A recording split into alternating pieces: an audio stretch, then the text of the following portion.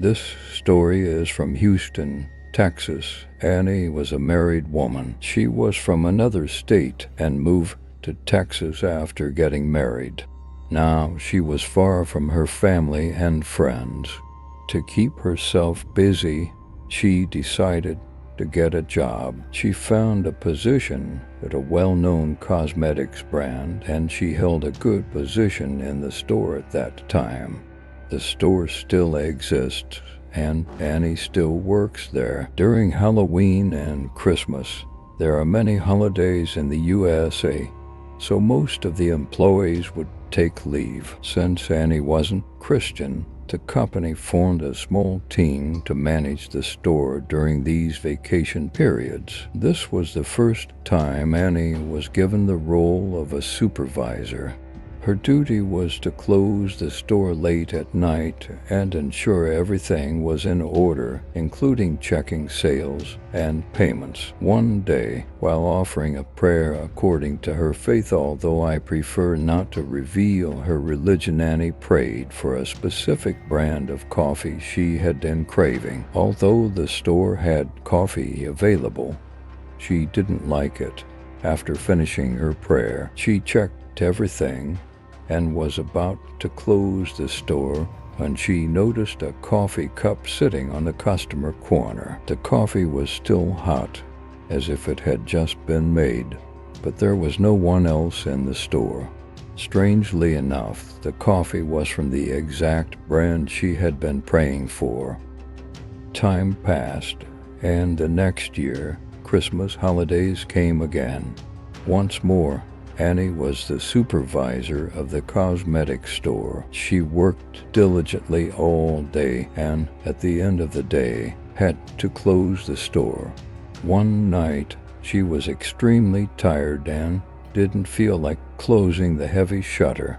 It had become her routine to pray for someone to help her with this task. That night, a man appeared in the store.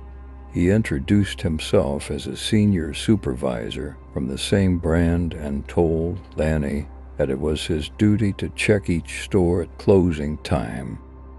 His name was John. He was dressed in the company's uniform and helped Annie close the heavy shutter. This became a regular occurrence, and John helped her close the store every day.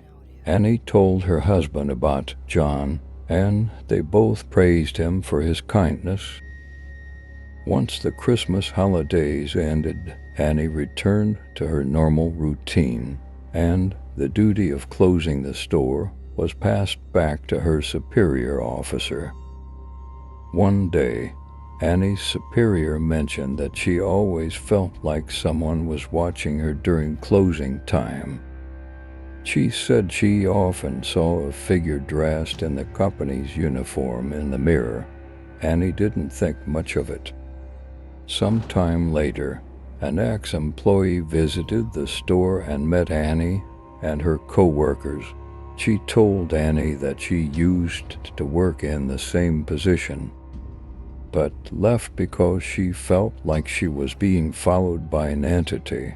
The former worker explained that this entity was always dressed like a supervisor from the brand. She was also into witchcraft.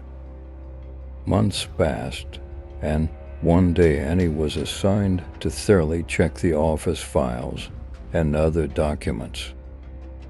One wall of the office was dedicated to hanging pictures of the employee of the month. Every year, 12 pictures were displayed, one for each month. After the year ended, the pictures were moved to the storage room next to the office. While sorting through the documents and files, Annie found a large collection of these old employee photos. As she looked through them one by one, she found a picture of John. Excited, she took the picture to the most senior officer to tell him about how John had helped her during the Christmas and Halloween holidays. What her officer told her next would give anyone goosebumps. John had died 10 years ago, The officer didn't mention the cause of John's death. Sometimes certain entities don't bother specific people, but that doesn't mean they like them.